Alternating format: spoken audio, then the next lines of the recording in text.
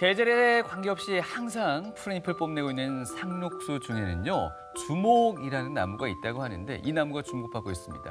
다른 나무들이 쑥쑥 크고 둘레를 키울 때 이 나무는 1년에 고작 1mm씩 그 성장을 이어간다고 합니다. 네, 큰 나무들로부터 살아남기 위해서 성장의 속도를 자신에게 맞추고 또 이 적은 햇빛도 적극적으로 받아들이는 자세를 지녔다고 하는데요. 이 나무의 별명이 좀 놀랍습니다. 바로 살아서 천년, 죽어서 천년이라는 애칭을 갖고 있다고 합니다. 성장은 조금 느릴지라도요, 다른 나무들에 비해서 더 오랜 세월을 건강하고 꼿꼿한 자세를 유지한다는 거죠. 네, 건강의 바탕은 겉으로 드러나는 것이 아닌 것 같습니다. 네. 우리가 주목처럼 1000년은 아니더라도 100년은 거뜬히 당당하고 싶다면 우리는 무엇을 가꾸어야 할까요? 전신으로 뻗어나가는 수많은 신경의 통로이자 우리 몸의 든든한 버팀목 척추. 하지만 이 척추로 인해 고통받는 환자들은 해마다 늘어만 가고 있다. 올바른 방법으로 척추 건강을 바로 세우는 법. 신경외과 전문의 이신영 원장과 함께 알아본다.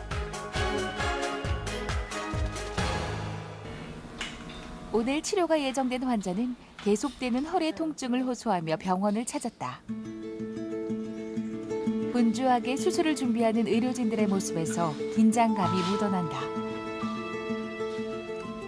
이 환자분은 70세 이상 고령의 환자분으로서 심한 척추관 협착증을 다분절로 가지고 있습니다. 원칙적으로 수술을 하면 좋겠지만 환자분께서 뇌경색을 앓으시고 수술에 대한 두려움이 아주 많습니다. 그래서 시술을 먼저 해보기로 했습니다. 치료 기술의 발달로 제법 심각한 척추관 협착증도 마취와 내시경을 이용한 시술을 통해 치료가 가능해졌다. 내시경 시술은 후유증이 적어 바로 일상생활을 할 수 있다는 것이 장점이다. 척추 협착증 환자 모두 이 시술로 다 치료가 가능한 것은 아닙니다. 우선 6주 이상 약물 치료, 그다음에 주사 치료, 그리고 보존적 치료 등을 시행해보고 아주 잘 낫지 않는 환자들에게서 시행하면 큰 도움이 될 수 있어요. 그리고 시술은 국소 마취로 하고 꼬리뼈 주위에 0.3cm 아주 작은 창을 통해서 내시경이 들어가게 되죠. 이 내시경으로 경막 세척술이나 풍선 확장술, 그리고 레이저 수액 제거술이 시행된 뒤에 완전히 내시경을 몸에서 빼게 되죠. 빼고 나서는 몸에 어떤 것도 남지 않게 되죠. 그래서 시술 직후에 보행 및 일상생활이 바로 가능하게 됩니다. 모든 의사들이 내시경을 통한 시술을 할 수 있는 것은 아니다. 중추신경과 밀접한 부위를 건드리는 만큼 한순간의 실수가 돌이킬 수 없는 결과를 일으킬 수 있기 때문이다. 큰 문제 없이 아주 성공적으로 잘 마무리가 되었습니다. 이제 환자분께서 시술 후 바로 걸어 나가시고 태어나셔서 일상생활을 바로 하셔도 큰 문제가 없겠습니다. 시술 직후에는 허리를 갑자기 구부리거나 허리를 갑자기 돌려서 활동하시는 것은 무리가 되므로 몇 주간 보조기 착용을 저희가 권유드리고 있고, 향후에는 잔여 통증에 대해서 물리치료나 약물치료, 그리고 마비가 있는 환자들에게서는 재활치료 등이 필요할 수가 있습니다. 계속되는 발과 허리의 통증을 호소했던 김원호 씨. 조금 쉬면 괜찮아질 거라고 생각했지만 고통은 갈수록 심해져만 갔다. 그 아침에 운동하러 나가서 골프채를 조금 세게 서너 번 했을 때 허리가 삐걱하는 그런 느낌이 들고 그 자리에서 주저앉았습니다. 그래서 조금 있으면 풀리겠지 했는데 풀리지 않고 집에 와서 좀 누워서 찜질도 하고 이렇게 해서 2, 3일 정도 그렇게 여러 가지로 뭐 찜질하고 그 다음에는 물 시푸도 하고 뜨신 물에도 들어가고 이렇게 했는데 낫질 않아서 그래서 병원에 와서 진료를 받게 됐습니다. 정밀 진단 결과는 척추관 협착증. 두 질환 모두 척추가 정상 위치를 벗어나 통증을 유발한다. 오늘은 치료 경과를 확인하기 위한 진료가 있는 날. 다리에 침을 꽂아 신경 전달 속도를 측정하는 근전도 검사가 진행된다.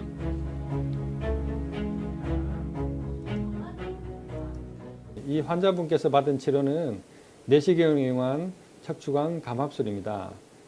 척추관이 다른 분보다 너무나 좁아서 일반적으로 꼬리뼈를 이용한 내시경으로 시술을 시행했을 경우에는 척추신경 다발이 다칠 수가 있어요. 그래서 이런 경우에는 정밀한 금속 내시경을 이용해서 척추관 감압술을 시행하게 됩니다. 국소 마취로도 할 수 있고 척추 마취가 가능하여서 많은 지병을 가진 90세나 이런 고령의 환자분께서도 충분히 시술을 받으실 수가 있습니다. 그리고 시술을 할 때 절개 수술과는 달리 광범위하게 뼈를 잘라내지가 않아요. 그리고 좁아진 황색인대나 척추관만 넓히기 때문에 시술 당일부터 바로 오후부터 걸을 수가 있어요. 걸을 수가 있고 그리고 하루 이틀 뒤에 조기 퇴원이 가능합니다. 먼저 쓰겠습니다. 네. 체크형 결과 아주 상태는 좋으시고요. 네. 활동 잘하시고 상처도 아주 잘 아물으셔가지고. 제 주변에 그 허리가 안 좋은 사람이 몇 분이 계셨는데 관절 부분에 그 액체가 터져가지고 상당히 고생하는 그런 것을 봤습니다. 그래서 그런 것을 보고 난 뒤에 저는 이걸 오래 미련서 이렇게 있어가는 일을 더 크게 만들겠다 싶어서 그런 생각으로 제가 좀 빨리 오게 됐죠. 예, 지금 생각하니까 상당히 잘 왔다고 생각됩니다. 지금은 아침에도 침대에서 일어나는데도 몸이 상당히 가볍고 그래서 아주 지금 만족하고 있습니다. 척추협착증은 어느 누구나 경험할 수가 있고 가족 중에서도 꼭 한 번씩 계세요. 이렇게 저희가 흔하게 들어볼 수 있는 질환이고 흔하게 접할 수가 있는데요. 하지만 진단이 제대로 되지 않고 각종 민간요법, 그리고 추나치료, 한의원 침치료, 통증주사치료 이런 치료만 찾아서 하다가 병을 악화시키는 경우가 많습니다. 그리고 협착증이 아주 심해져서 양다리의 감각도 떨어지고 다리의 힘도 빠지고 그리고 다리 근육도 가늘어져 가지고 고생을 해가지고 이렇게 척추병원에 찾는 분이 많으신데요. 이런 경우는 척추에 대한 정밀 검사를 반드시 시행하고 척추 전문의사와 치료에 대해서 반드시 상담을 해야 된다고 생각합니다. 척추 질환에서 진단과 치료만큼 중요한 것은 다름 아닌 꾸준한 관리. 척추 관절 재활 운동 시스템인 자이로토닉은 신체 유연성과 근력을 키우고 척추의 기능을 바로잡는 데 도움을 준다. 기본적으로 당연히 허리는 뭐 협착증뿐만 아니라 모든 허리 환자분들은 기본 유연 운동뿐만 아니라 근력 운동도 같이 하셔야 되는데 척추뼈를 감싸고 있는 전체적인 배 근력, 그다음 허리 전체적으로 같이 강화를 시켜야 됩니다. 그래서 여기에서 운동하시는 분들은 일단 바른 자세부터 해서 근력 운동뿐만 아니라 유연 운동을 함께 하시고 계십니다. 국민 질환이라고 불릴 만큼 빠르게 증가하고 있는 척추 질환. 증상에 따른 치료법도 계속해서 발전하고 있는데 이곳에선 척추 질환 전문 의료진들의 치료에 대한 토론이 한창이다. 저희 병원에서는 매주 금요일마다 150명의 국내 의료진이 한자리에 모여서 1시간 이상 척추 질환에 대해서 열띤 토론을 벌이고 있습니다. 이러한 토론을 통해서 척추 치료에 대해서 많은 경험을 공유하고 최신 지견을 얻고 있죠. 그리고 한 분의 환자에 대해서 여러 의사의 의견을 취합하여 최선의 치료법을 찾고 앞으로 발생 가능한 합병증을 줄이고자 최대한으로 노력하고 있습니다. 신경외과에 몸담아 온 지 어느덧 17년. 전공의 시절 이신영 원장은 언제 걸려올지 모르는 응급 상황에 대비해 종일 전화기를 쥐고 있었다고 한다. 잠깐 방심한 사이 고통을 견뎌야 할 환자를 생각하면 마음을 놓을 수 없었다고. 전공 시절에 응급 환자, 중환자를 제가 많이 봤습니다. 다른 전공의보다 많이 봤었는데요. 그때마다 이제 코를 놓치지 않으려고 특히 뭐 대중 목욕탕 갈 때도 랩에 싸가지고 이렇게 옆에 끼고 이렇게 다녔고 의사 생활을 하면서 제일 중요시 하는 게 이제 책임감으로 제가 말씀드릴 수 있고요. 무슨 일을 하든지 환자의 뭐 아픈 것부터 나중에 이제 치유 케어돼서 이제 퇴원할 때까지 책임감 있게 환자를 보자, 이게 제 항상 모토였습니다.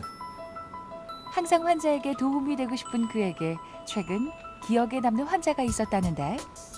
작년쯤이었죠. 이렇게 복통을 주소로 내원한 환자가 있었습니다. 그래서 그 환자는 본인이 척추 환자를 생각하지 않고 다른 종합병원에 가서 건강검진하고 여러 가지 받았었는데요. 다 이상 없다고 환자는 아프고 본인은 이제 이상 없다니까 낙담하고 그런 상태였었는데 저희 병원에 찾아와서 제가 검사를 했을 때는 아주 희귀하게 상부 요추에 디스크가 파열이 됐어요. 이게 파열된 디스크가 척추관 우리 신경막 안쪽으로 들어가서 우리 흔히 발생하는 이제 디스크가 있으면 하지방사통이 발생하는데요. 하지방사통이 없었던 거예요. 근데 그 디스크를 제가 치료를 하고 환자 복통이 좋아졌어요. 아주 기억에 남습니다. 환자의 부담을 덜어주고 싶다는 마음으로 계속해서 고민하고 있는 이신영 원장. 최근에는 더 효율적인 치료를 위해 자연 치유 능력을 높일 수 있는 치료법을 연구하고 있다.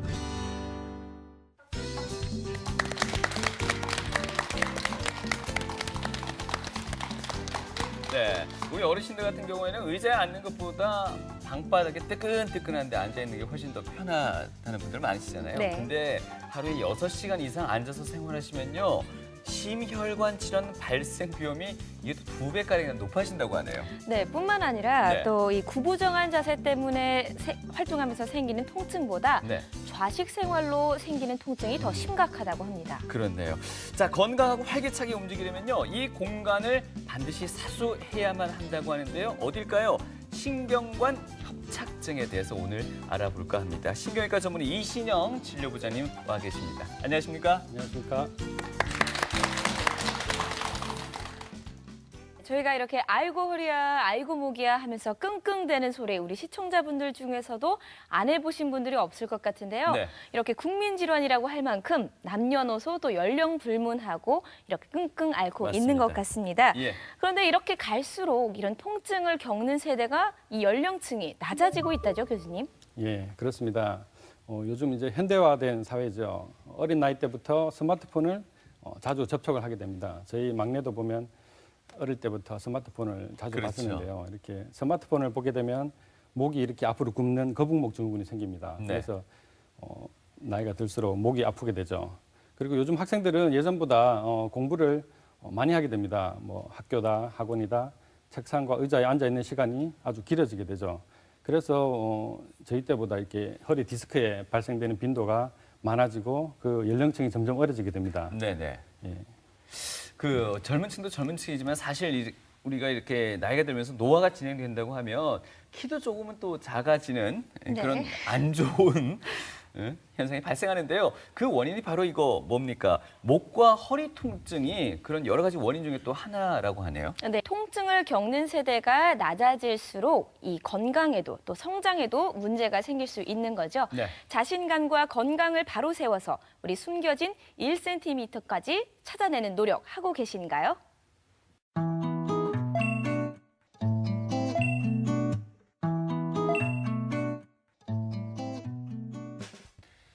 네, 목, 허리, 협착증 전문가의 선택 OX 퀴즈를 통해서 한번 확인해 보도록 하겠습니다. 네. 자, 첫 번째 질문 드릴게요. 오르막길보다 평지가 걷기 힘들다면 척추관 협착증일 수 있다라고 나와 있습니다. OX 어떻습니까? 예, 정답은 O입니다. 아, 예. 우리 주변에 보시면 허리에 이제 협착증을 가지신 분들이 있잖아요.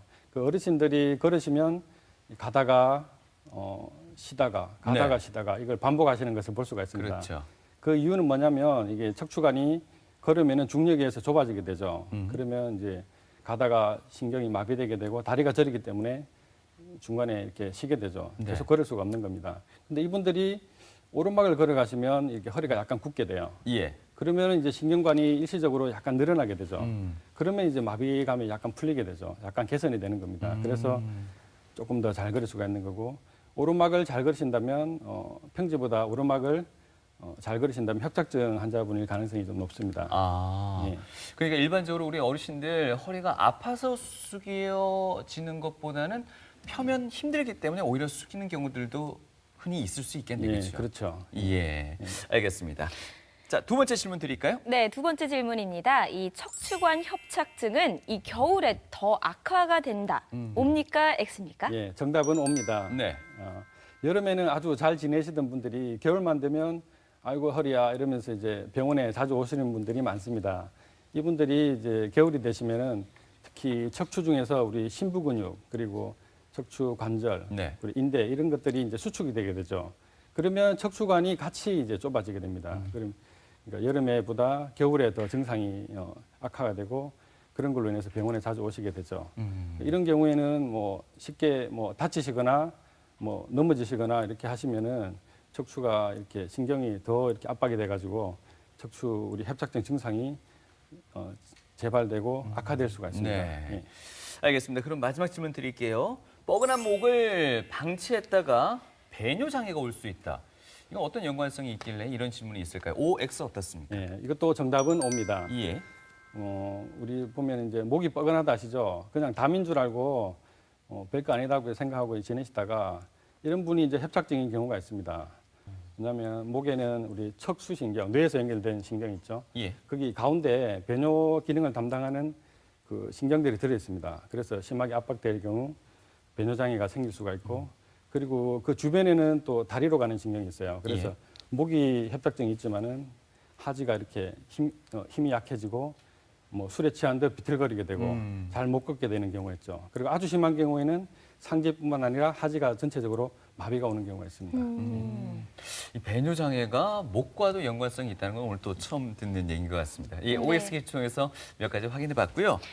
네, 그 다음입니다. 이 목에서 이제 허리까지 이어지는 이 척추가 중력을 견디고 이 수직으로 서 있다는 게 참 대단한 일인 것 같은데요. 그렇죠. 이 어려운 일을 해내다 보니 말도 많고 탈도 많은 것 같습니다. 우리의 척추 어떤 모양으로 생겼는지 또 그리고 왜 질환에 쉽게 노출되는지 좀 네. 알려주시죠. 예, 척추는 우리 몸의 중심에 있습니다. 이 척추는 머리와 팔과 다리를 연결하는 척추신경이 들어있고요. 여기를 보호하게 되어 있습니다. 여기서 가지신경이 나와서 우리 팔의 근육과 뼈를 제어하게 되죠. 아주 중요한 기능인데요. 네. 여기 우리 목뼈 보시면 7마디가 있고 등뼈 12마디, 그리고 허리뼈가 여기 5마디가 있습니다. 여기 모두 다 협착증이 생길 수가 있어요. 목부터 예. 허리까지. 자, 이 그림을 보시면 경추와 요추의 단면도인데요. 이 공통점이 있습니다. 보시면 가운데에 이렇게 동그란 부분 있죠. 예. 여기가 이제 척추관이라고 하죠. 여기 경추에는 척수신경이 들어있고 여기 앞에는 주간판이 있죠.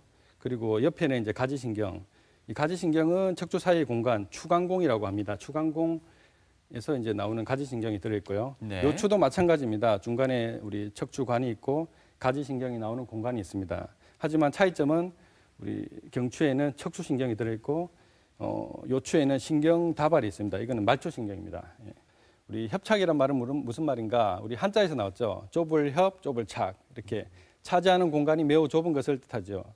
척추 협착증은 크게 척추관 협착증과 우리 추간공, 아까 사이신경이 나오는 추간공 협착증으로 나눌 수가 있는데요. 이 두 개는 증상이 조금 차이가 있습니다. 나중에 네. 설명드리겠지만 일반적으로 이제 우리 척추 협착증은 그냥 제일 많은 우리 부분이 척추관 협착증입니다. 그래서 대부분 척추관 협착증에 이것도 다 포함되어 있다 이렇게 얘기를 하시는데요. 이렇게 나뉘게 됩니다. 여기 보시면 그림의 중심부에 있는 척추관이 이렇게 심하게 눌린 사진을 볼 수 있는데요. 예. 이 사진이 이제 척추관 협착증입니다. 여기 중간에 신경이 눌려 있죠. 그리고 우측에 보시면은 이거는 단면도입니다. 단면도인데 중심부에 눌린 척추관 협착증이 보이고, 그리고 여기 사이신경, 우리 가지신경이죠. 이거는 이제 경추기 때문에 팔로 가는데요. 요 신경이 눌린 게 주간공 협착증이죠.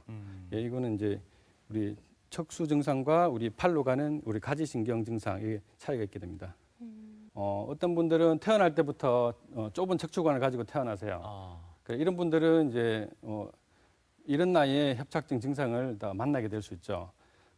그리고 이제 나중에 생기는 분들은 보통 허리를 많이 쓰시는 분들입니다. 허리를 장시간 구부리고 계시거나 구부린 상태에서 일을 오래 하시거나, 그리고 이제 반복적으로 무거운 물건을 자주 옮기시는 분들, 그리고 이제 격렬하게 하는 운동을 하시는 운동선수들, 이런 경우에는 후천성으로 협착증이 생길 수가 있습니다. 예.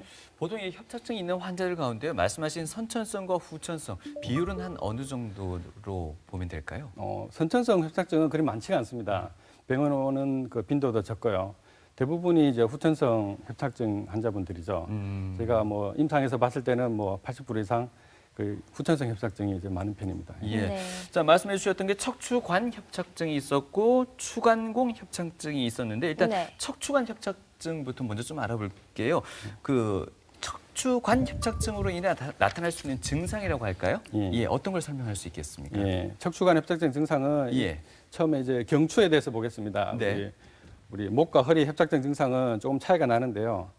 경추 협착증은 처음에 이제 목 디스크하고 비슷한 증상이 있어요. 이렇게 한쪽 팔이 저리거나 한쪽 네. 팔이 아픈 경우. 근데 이제 심해지면은 이제 팔 쪽하고 다리하고 같이 증상이 일어나게 되죠. 여기 보시면은 팔에 힘이 빠지고 다리에 힘이 빠지는 거죠. 팔에는 특히 손 부분이 이게 잘 안 되는 거죠. 손이 어둔하게 되고 이게 세밀한 동작이 잘 안 됩니다. 네. 저희가 무슨 일을 할 때 예전보다 이렇게 잘 세밀한 동작이 되지 않고 물건을 자주 떨어뜨린다든지 예. 이런 증상이 있으면 한번 의심을 해봐야 되죠. 네. 그리고 여기 보시면 이제 상지와 하지 쪽에 우리 저리고 시리는 신경통이 발생될 수가 있습니다. 예. 자, 요추 협착증의 증상은 어떤 것인가? 요추는 경추하고 좀 차이가 있죠. 예. 요추는 이제 처음에 허리와 응체가 아프기 시작하죠. 그러다가 이제 이게 진행이 되게 되면은 우리 다리 쪽으로 증상이 가게 돼 다리가 저리거나 시림 증상이 나타나게 됩니다. 네. 척추관이 좁아지면 오래 걸을 수가 없고 그렇게 휴식하면서 쉬면 이제 증상이 개선되게 되죠. 그러면 좀 낫다고 생각해서 이렇게 다시 걸으시고 이게 이제 반복되게 되십니다. 그러다 보면 이제 허리를 아까 말씀드렸다시피 허리를 구부리게 되죠. 네. 구부리면 조금 편해지니까 계속 근데 이 장세로 이렇게 오래 걸으시면 이렇게 지팡이 짚고 계속 허리 구부린 상태로 우리 흔히 말해서 꼬부랑 할머니, 꼬부랑 할아버지가 이제 되는 과정입니다. 예. 이게 이제 아주 심해지면은 이제 다리까지 가르죠. 이렇게 다리 증상, 우리 발바닥이 시리고 저리고 하는 증상이 발생될 수가 있습니다. 예. 그리고 더 심해지면 우리 버스 안전거장 어떤 500m에서 한 1km 정도 되죠. 이 거리를 잘 못 걸으세요. 왜냐하면 이제 걷다가 다리가 시리기 때문에 쉬어야 되고 더 심해지면 횡단보도 건너기도 아주 두려운 상태가 되는 겁니다. 그리고 발바닥 감각이 이상해져서 모래 위를 걷거나 뭐 구름 위를 걷거나 자갈밭을 걷거나 그러니까 내 발바닥 감각이 아니라고 이렇게 얘기를 하시죠. 그 더 심해지면 이게 아까 뭐 대소변 장애는 흔하진 않지만 이게 아주 심해지면 이게 올 수가 있는 거고요. 그리고 다리가 이렇게 가늘어져 가지고 특히 이제 종아리 근육이 많이 가늘어집니다. 그래서 잘 걷지를 못하시고 이런 분들이 보통 이제 여행을 많이 가시잖아요. 요즘 가족들하고 여행을 가시면 같이 따라가지는 못하세요. 저분들은 잘 걸으시는데 환자분은 이제 가다가 쉬어야 되니까 네네. 따라가지 못하시고 이게 이제 사회적으로 이제 우울증이 발생되고 고립되게 되고 이게 점점 이제 우울해져서 이제 여러모로 뭘 못하시는 거죠 사회에서. 네. 예. 삶의 활력을 많이 떨어뜨릴 수 그렇죠. 있겠군요. 예, 활력이 많이 떨어지고 예. 일상생활이 많이 괴로워지는 상태입니다. 알겠습니다. 네, 이 목에 생기는 척추관 협착증은요. 네. 잘못 방치하면 아까 말씀하신 대로 하지 마비까지 올 수 있습니다. 그런데 이렇게 아프면 빨리 병원을 찾으면 되는데 이 통증이 없는 경우도 있다고 하네요. 예, 통증이 없는 경우도 있습니다. 협착증은 우리 서서히 발생되는 질환입니다. 그래서 어떤 분들은 이제 감각이 무디면서 서서히 마비가 진행되는 분들이 있어요. 이거 원인이 뭐냐면 우리 뭐 인대나 우리 두꺼워진 뒤행성 디스크 이런 네. 것들이 서서히 자라서 척추관에 있는 척추신경을 누르는 경우에는 통증이 없이 마비가 오는 경우가 있어요. 이런 경우는 저희가 용어로 통증이 없는 마비 현상 이런 용어도 있습니다. 그래서 저희 일본 의사들은 일본에는 고령화 사회이기 때문에 협착증 환자가 저희보다 더 많습니다. 그래서 일본 의사들은 이런 것 등급을 매겼어요. 특히 뭐 손 같으면 뭐 숟가락, 젓가락질 우리 쉽게 해볼 수가 있습니다. 예전보다 이렇게 이런 게 잘 안 되고 세밀하게 잘 안 될 때 저희가 이제 협착증을 의심하고 병원에 가서 검사를 하고 진단을 하고 치료를 하게 되는 거죠. 예. 예. 뭐 방금도 잠시 언급을 해주셨습니다만 증상도 많다 보니까 그 원인도 다양할 거고요. 예. 척추관 협착증 이 진단은 어떤 식으로 이루어지는지 예. 화면 통해서 좀 설명해 주실까요? 우리 척추관 협착증은 아까 설명드렸듯이 목과 허리로 이렇게 증상 차이가 좀 있는데요. 대부분 환자분들이 이게 TV나 라디오 보시고 많이 이렇게 아세요. 이렇게 저거 나하고 증상이 비슷하구나. 예. 나도 저리고 뭐 팔도 저리고 다리도 저린데 이러면서 이제 동네 병원 가셔가지고 저희가 엑스레이도 찍고 협착증 가능성이 높다 이러시면은 또 저희가 전문 병원에 이런 데 오시는데요. 저희도 이제 오시면은 이게 세밀하게 다시 이제 문진을 해봅니다. 네. 진짜 협착증이 맞는 건지 협착증이 아닌 경우도 있거든요. 그래서 협착증이 맞는 건지 문진을 하고 신경학적으로 검사하고 특히 이제 목에 협착증이 심하신 분은 목을 이렇게 숙였을 때 이렇게 전기가 오죠 등에 전기가 오는 증상도 있고 또 보시면은 이제 밑에 보시면은 이분은 이제 담배를 오래 하셨어요. 흡연을 오래 하셔가지고 다리로 가는 혈관들이 이렇게 막히게 됐거든요.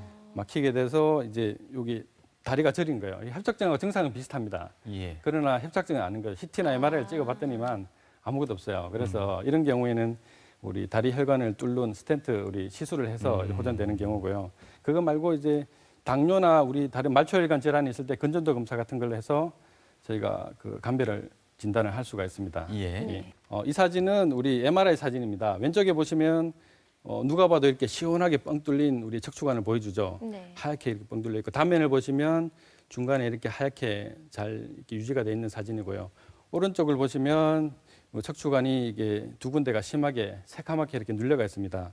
가운데 단면을 보시면 좌측하고 틀리죠. 이렇게 시커멓게 척추관이 심하게 압박된 사진을 볼 수가 있습니다. 누가 봐도 이렇게 시원하게 뚫어드리고 싶은 사진인데요. 네. 네. 예. 자, CT와 MRI는 어떻게 차이나? 왼쪽은 보시면 우리 목에 있는 경추 사진이고요. 오른쪽은 허리 요추 사진입니다.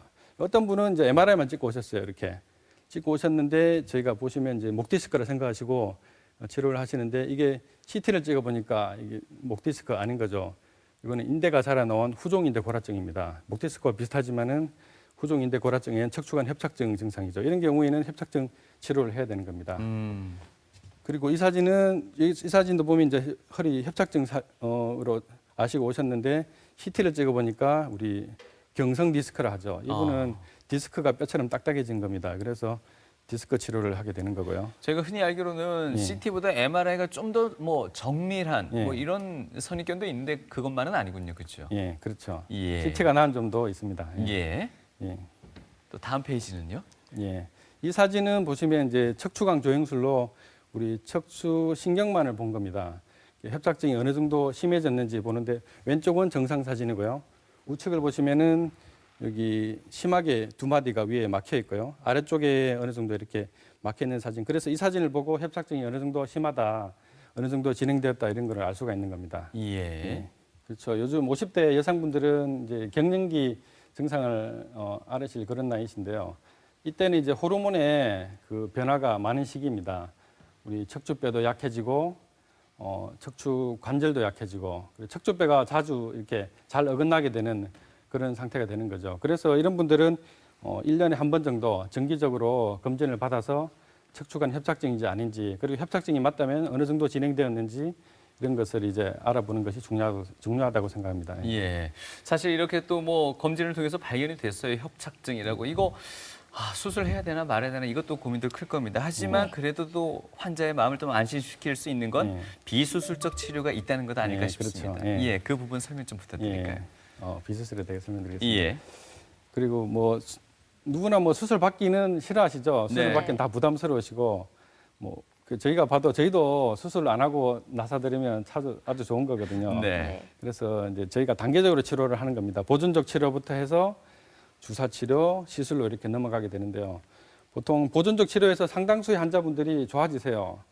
여기서 뭐 보통 우리 약물 치료나 물리 치료나 운동 치료 뭐 이렇게 늘 하는 거고 별거 아니도 생각하지만 뭐 초기나 중기 정도 협착증 환자분들은 이 상태로 호전되시고요. 여기서 효과가 없다 그러면 저희가 주사 치료로 넘어가게 되죠. 예. 주사 치료를 이렇게 몇 번 반복하고 호전되면은 거기서 이제 멈추는 거고 그래도 효과가 없으면 이렇게 시술로 이렇게 넘어가게 되는 거죠. 시술로 치료를 하고 여기서 이제 완전히 호전되었다 그러시면은 더 위로 갈 필요가 없는 겁니다. 네. 괜히 쓸데없이 과잉 치료를 할 필요가 없는 거죠. 네. 예. 비수술적 치료를 보시면 보존적 치료에는 아까 말씀드린 이런 치료들이 있고요. 그다음에 신경 주사 치료가 있습니다. 자, 이 그림은 보시면 왼쪽에 신경 주사 치료인데요. 여기는 목 사진이고 여기는 허리 사진입니다. 우리 바늘을 원하는 병변에 이렇게 거치를 시키고 여기 이제 확인 약물 조영제라 그러죠. 이 조영제를 넣어서 그 신경이 맞는지 확인을 하고 치료 약물을 넣어서 최종적으로 저희가 판단을 하고 치료 효과를 보는 겁니다. 네. 그러나 이거보다 좀 더 바늘이 좀 더 세밀하고 정확하고 더 깊게 보자고 하면 컴퓨터를 이용해서 주사 치료를 하는 겁니다. 여기 보시면은 3차원적으로 이렇게 저희가 단면들을 보면 약물이 어디까지 잘 들어갔는지 이렇게 확인할 수가 있거든요.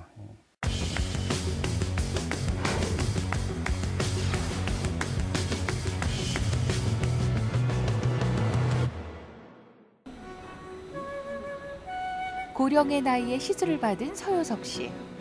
2년간 치료받은 결과 혼자 걸을 수 있을 만큼 상태가 좋아졌다. 한 2년 전부터 일을 하든가 뭐 좀 오래 걷든가 아니면 뭐 등산을 하든가 하면은 이제 이 허리가 좀 아프고 또 다리도 좀 아팠어요. 근래에 와서는 좀 뭐 심하다 이래 싶어 가지고 일을 오랫동안 못 했어요. 뭐 예를 들면 어디 걸음을 걷는 것도 한 30분 좀 가다가 쉬어야 되고 이런 정도로 그러나 뭐 그때는 예를 들면 뭐 진통제도 먹고 이래 가지고 조금씩 뭐 이렇게 뭐 어떤 큰 병인 줄은 모르고 여기 누르면 어때요? 상처가? 뭐 그리고 옆에 상처 부위가 누르면 좀 어떠신가요? 전혀 뭐 괜찮으세요? 예.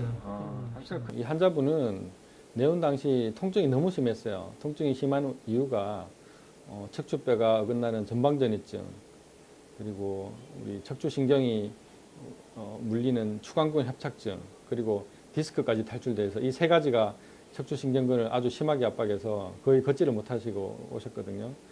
그래서 여러 대학병원하고 뭐 종합병원 다 다녔는데 거기서 인공뼈를 넣는 큰 수술을 해야 된다고 해서 수술을 하지 못하시다가 제 병원에 오셔가지고 내원을 하셨는데요. 제가 진단하기에 그 눌린 신경만 내시경으로 감음했더니 아주 증상이 좋아지셨고 결과는 아주 성공적이었습니다. 증상은 좀 많이 좋아지셨나요? 아직 무거운 물건을 들거나 재채기를 할 때도 주의를 해야 하지만 꾸준히 건강을 되찾기 위해 노력하는 서유석 씨. 허리가 바로 서야 인생이 바로 선다는 말처럼 척추 건강을 지켜내는 것도 인생의 행복을 지키는 방법이라고 할 수 있다. 척추 건강은 예방이 제일 중요합니다. 예방을 위해서는 올바른 자세가 무엇보다 중요한데요. 특히 쪼그려 앉거나 구부려 앉는 상태에서 장시간 방치하거나 그 상태에서 무거운 물건을 계속 반복적으로 옮기는 행동을 삼가해야 되죠.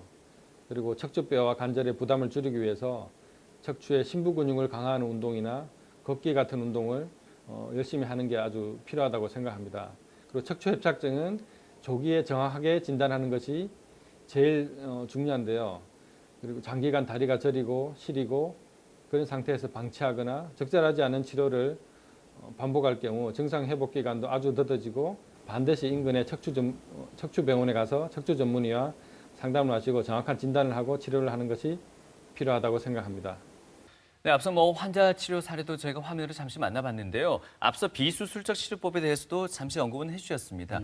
이 목에 생기는 협착증, 과연 어떤 식으로 치료가 이루어지는지 그 부분도 이제 얘기 한번 들어볼까요? 예. 최근에는 이제 그 경추에 있는 협착증을 시술로 많이 치료를 하게 됐습니다. 예. 목에 할 수 있는 시술법 많지는 않지만 이것을 적절하게 환자 증상에 따라서 적용한다면 아주 네. 큰 효과를 볼 수가 있는데요. 네. 목에 하는 시술이 신경성형술, 그리고 고주파 치료, 그리고 경추 내시경, 레이저술 이런 것들이 있습니다. 네. 다음 사진 보시면 자, 이 그림이 경추 신경성형술입니다. 목 뒤쪽으로 해서 시술관을 원하는 병변에 이렇게 찾아 들어갑니다.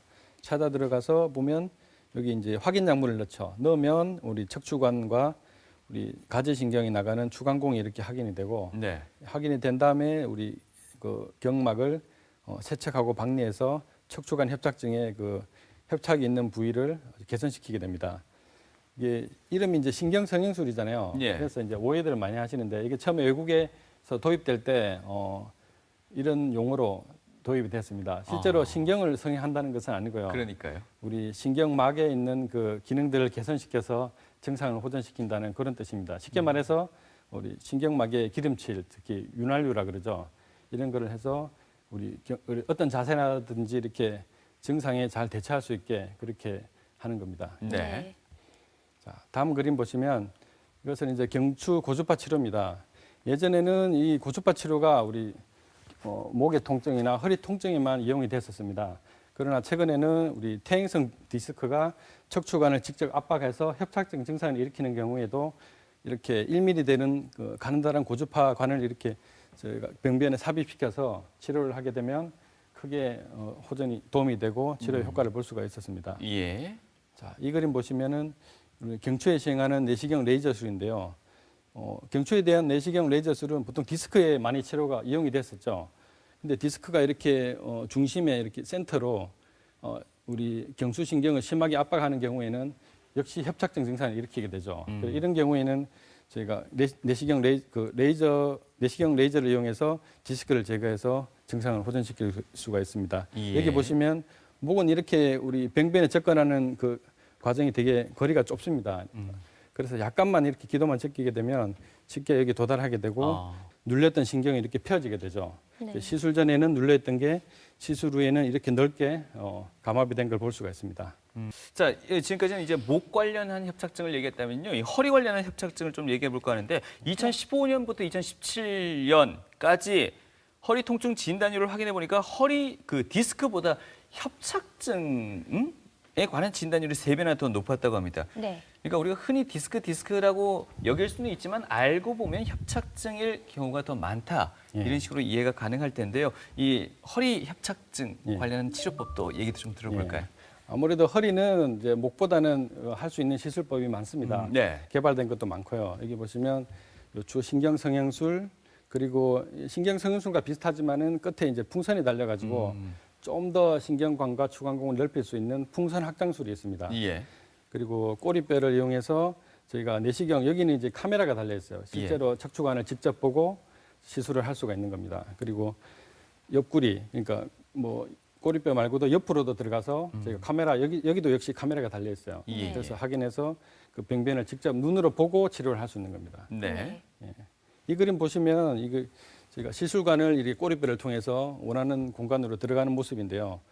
이게 보면 이제 좌측, 우측 그리고 뭐 앞뒤로 이렇게 저희가 이제 움직일 수가 있습니다. 이렇게 우리 보면 뇌 질환 환자나 우리 심장 질환 환자들이 이렇게 카테터를 이용해서 많은 시술을 했었잖아요. 이게 이제 척추용으로 개발된 겁니다. 예. 그래서 이게 원하는 신경을 직접 찾아서 여기 보시면 밑에 신경에다가 또 더 위로 올라가죠. 더 위에 올라가서 또 그 신경까지, 그러니까 문제가 있는 우리 신경들을 찾아서 직접 치료가 할 수 있는 거죠. 예. 처음에는 저희가 이 치료법이 저희도 반신반의했어요. 과연 뭐 이게 주사 치료보다 나은가, 뭐 주사 치료해도 효과 있는 환자들을 괜히 하는 거 아닌가 이렇게 네.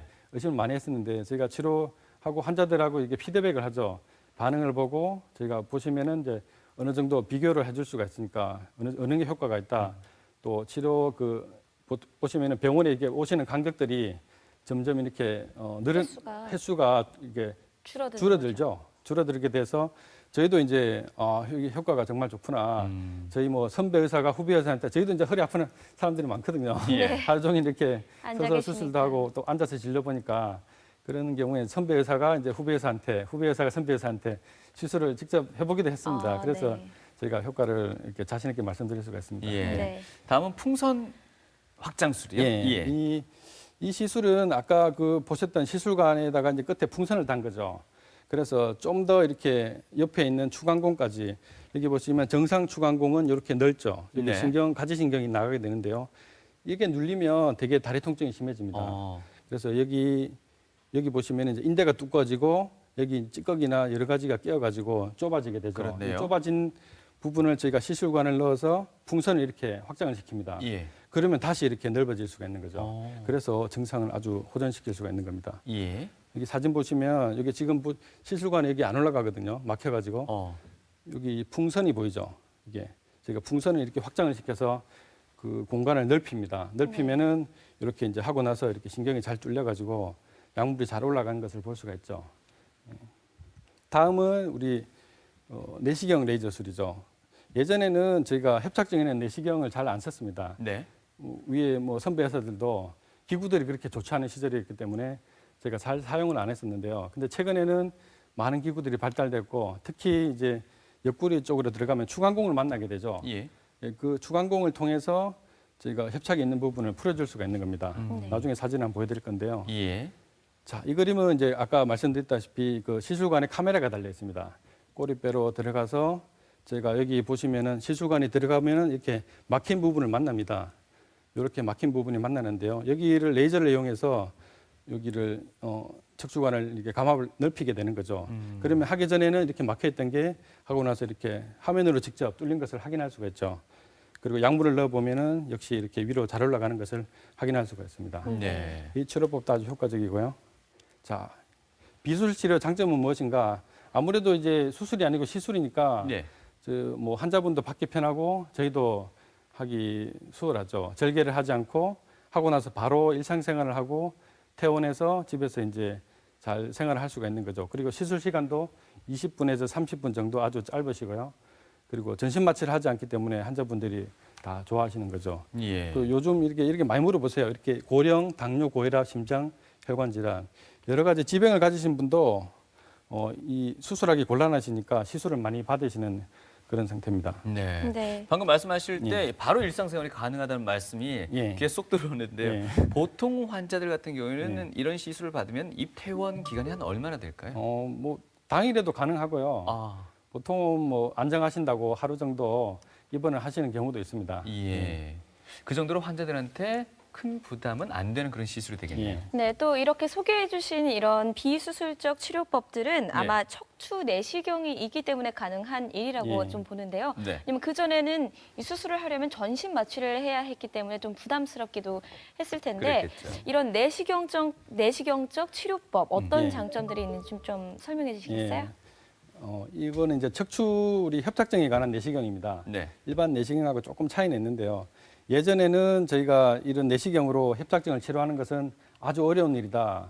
거의 뭐 힘든 일이다. 이렇게가 거의 하지는 않았었습니다. 네. 근데 최근에 저희도 이제 해외 학회나 뭐 해외 병원의 연수나 저희도 노력을 많이 했고 기구들도 많이 발전이 됐습니다. 네. 그래서 아주 소형화된 기구들이 이게 보시면 굉장히 작습니다. 작은 게 요 내시경 안으로 들어갈 수 있어서 여기 보시면은 심하게 이제 척추관 압박하는 인대와 뼈들이 있죠. 예. 요거를 이제 감압을 넓히게 됩니다. 인대를 제거하고 뼈 주위 그 신경을 누르고 있는 뼈 일부분을 이렇게 살짝 제거하게 되면은 신경이 눌려있던 게 풍선처럼 이렇게 부풀어 오르죠. 그래서 하기 전에 눌려있던 신경이 하고 나서는 저희가 이렇게 넓어진 것을 확인할 수가 있습니다. 예. 예. 자, 이 내시경 척추관 확장술의 장점은 아무래도 입원 기간이 굉장히 짧습니다. 상처도 작고요. 역시 복귀도 빠르죠. 그리고 전신 마취를 하지 않기 때문에 아주 환자분의 만족도가 크시고요. 예. 그리고 수술하고 다르기 때문에 수술은 저희가 하시면 그 근육을 이렇게 제껴야 돼요. 근육을 제끼고 근육에 손상을 줄 수가 있는데 이 내시경 척추관 확장술은 근육 사이로 들어가게 됩니다. 근육 사이로 들어가서 허리 근육이 손상이 없기 때문에 허리 통증이 많이 줄어들게 되죠. 그리고 수혈이 당연히 필요 없죠. 수술이 아니기 때문에. 네. 예. 네.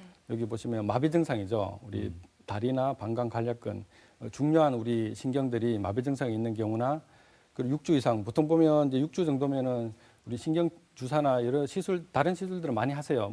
약물도 많이 쓰시고 물리치료도 많이 하시고 네. 여러 가지 해봤는데 효과가 없다 그러면 이제 그때는 수술을 한번 고려해 보셔야 되고요. 예. 그다음에 신경 증세가 점점 이게 급속하게 심해지는 겁니다.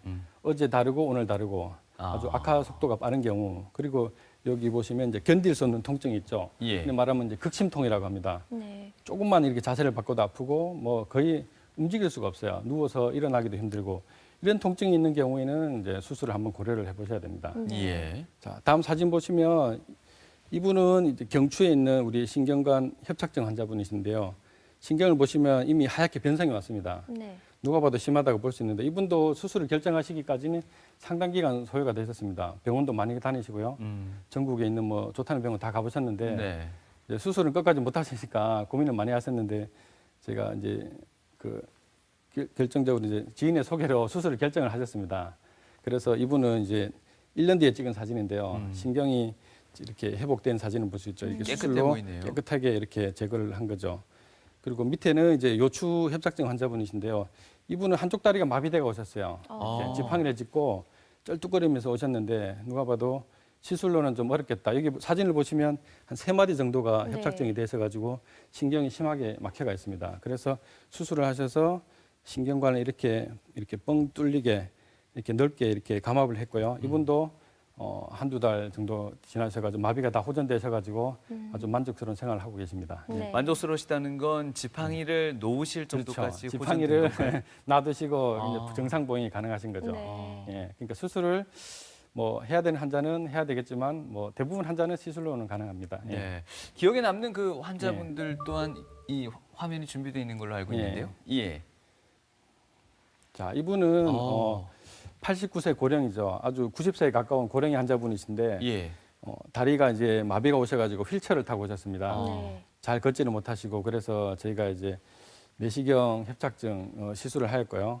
1시간 정도 시술을 해서 신경관을 이렇게 넓혀드렸고 하기 전에 이렇게 좁았던 신경관이 하고 나서는 이렇게 넓어졌습니다. 넓어져서 바로 다음 날 퇴원하셨습니다. 이분은 놀랍게도 고령이신데 다음 날 퇴원하셔서 걸어서 집에 가신 분이고요. 그래서 기억에 남습니다. 아니 어제 휠체어 타고 들어오셔가지고 오늘은 걸어 나가셨다는 예, 말씀이시죠? 그렇습니다. 예, 저희도 놀랐고요. 89의 예, 고령이시고요. 그래서 전신 마취를 하지 않고 이런 1시간 정도 되는 시술로 저희가 퇴원을 하셨습니다. 네, 이렇게 목과 허리의 협착증 굉장히 무서운 것 같은데요. 네. 우리가 이런 질병을 획기적으로 어떻게 막을 수는 없지만 우리가 좀 늦출 수는 있을 것 같아요. 원장님, 우리가 생활 속에서 지킬 수 있는 이 목과 허리의 건강법 좀 알려주시겠어요? 우리 운전을 하실 때 보시면 이 자세는 보통 초보 운전 하시는 자세입니다. 네. 네. 앞으로 바짝 숙여서 이제 긴장하신 저 자세인데요. 같은데요? 예. 그리고 이 자세는 이제 아주 능숙하신 분들 뒤로 누워서 그래 하시잖아요. 이 네. 자세 둘 다 좋지가 않습니다.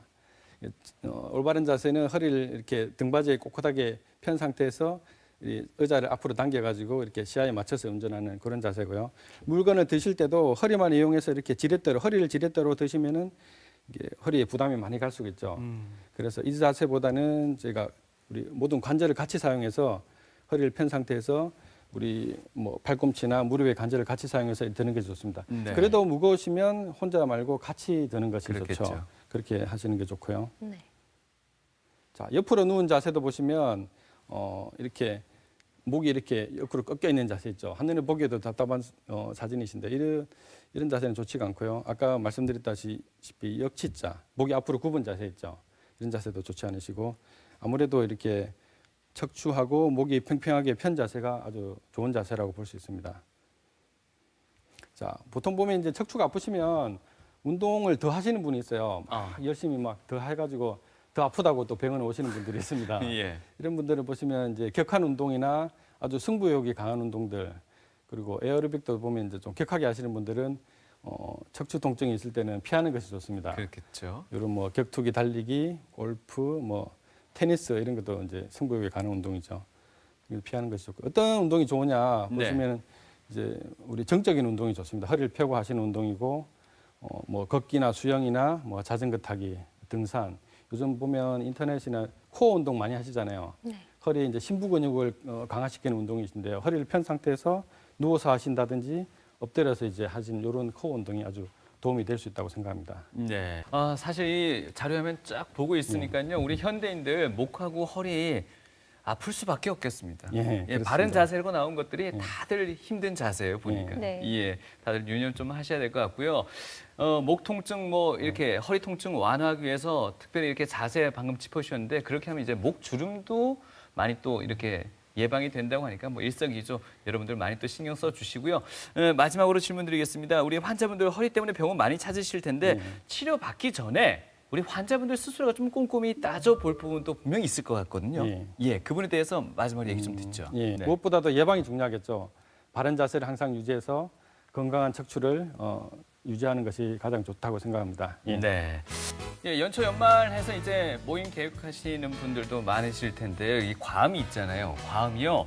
근육을 좀 더 이렇게 튼실하게 만들어주는 단백질을 좀 부족하게 만드는 그런 효과, 악영향이 있다니까요. 조금 더 신경 쓰셔야 될 것 같습니다. 네, 또 모임에서 이렇게 장시간 같은 자세로 앉아 있다 보면 또 허리에 무리가 가기 때문에 네. 차라리 등받이가 있는 의자에 앉아 계시는 게 훨씬 더 도움이 될 것 같고요. 자세도 바르게 앉으셔서 더 건강한 모임 가지셨으면 좋겠습니다. 네, 오늘 좋은 말씀 주신 분은요. 신경외과 전문의 이신영 진료원장님과 함께했습니다. 말씀 고맙습니다. 예, 감사합니다.